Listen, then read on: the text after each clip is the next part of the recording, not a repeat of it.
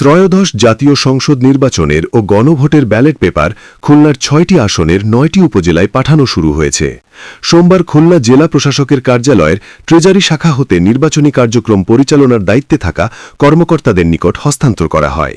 Treasury সূত্রে জানা যায়, সকল যাচাই বাছাই শেষে ব্যালট বক্স গত শনিবার নির্বাচন কমিশনের পক্ষ থেকে খুলনায় হস্তান্তর করা হয়।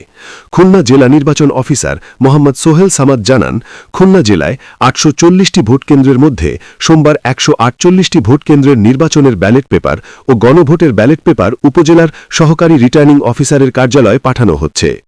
ব্যালট পেপার সংশ্লিষ্ট সহকারী রিটার্নিং অফিসারদের দপ্তরে চলে যাচ্ছে এবং সবাই এখানে পুলিশ নিরাপত্তা সহকারে এসেছে।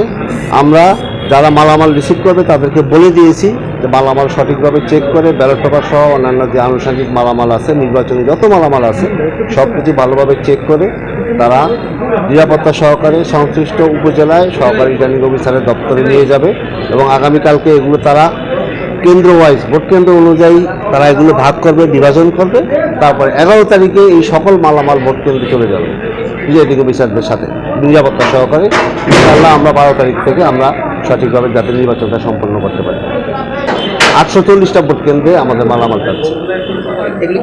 রিটার্নিং অফিসারের দপ্তর সূত্রে জানা গেছে, আগামী 11 ফেব্রুয়ারি খুলনা জেলার 6টি আসনের 840টি ভোটকেন্দ্রে আইন শৃঙ্খলা বাহিনী ও নির্বাচন সংশ্লিষ্ট কর্মকর্তারা নির্বাচনী সকল সরঞ্জামাদি নিয়ে কেন্দ্রে পৌঁছাবে।